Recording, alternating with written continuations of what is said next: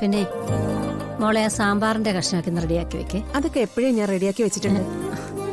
എന്നാ പിന്നെ സാമ്പാറും കൂടെ വെക്കാൻ പാടില്ലായിരുന്നോ? ദേ പെണ്ണെ, ഒരെണ്ണം അങ്ങ് തന്നാലുണ്ടല്ലോ. സാമ്പാറും കൂടി വെച്ചൂടായിരുന്നു. അമ്മേ, ഞാൻ ചെയ്യാം. വേണ്ട, ഞാൻ ചെയ്തോളടി. അല്ലെങ്കിലും മീരടുത്തിയുടെ ആത്മാർത്ഥത ഇവിടെ വേറെ ആർക്കുമില്ല. ഓ, നീ കളിയാക്കി പറഞ്ഞതാണെങ്കിലും അത് സത്യം തന്നെയാ. ആ, ഇങ്ങനൊരു പാലും മരുമോളെ ആർക്ക് കിട്ടൂടി? ഒന്ന് പോവാമോ? ആതിരേ,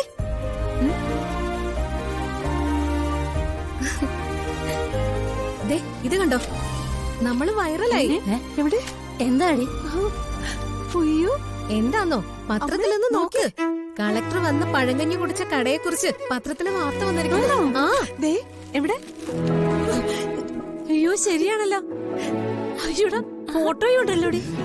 തന്നെ നോക്കട്ടെ. കളക്ടർ വിശദമായിട്ട് പറഞ്ഞിട്ടുണ്ടല്ലോ. കളക്ടർ കുടിച്ച പഴങ്കഞ്ഞി അതീവ രുചികരം. ഇത് നല്ല വാർത്തയമ്മേ. മീറ്റിംഗ് കഴിഞ്ഞ് വിശന്ന് വലഞ്ഞു വന്ന കളക്ടർക്ക് അപ്രതീക്ഷിതമായി കിട്ടിയ രുചിയുള്ള പഴങ്കഞ്ഞി. അങ്ങനെ വാർത്ത കൊടുത്തിട്ടുള്ള. ഈ വാർത്ത നമുക്ക് ഗുണം ചെയ്യും അമ്മേ. ആണോ? ആളുകൾ എന്തായാലും കാര്യം അറിയുമല്ലോ. അത് ശരിയാ. അറിയുന്നു മാത്രമല്ല, ചിലപ്പോ വൈറൽ ആവുകയും ചെയ്യും ഈ വാർത്ത. വൈറലായി.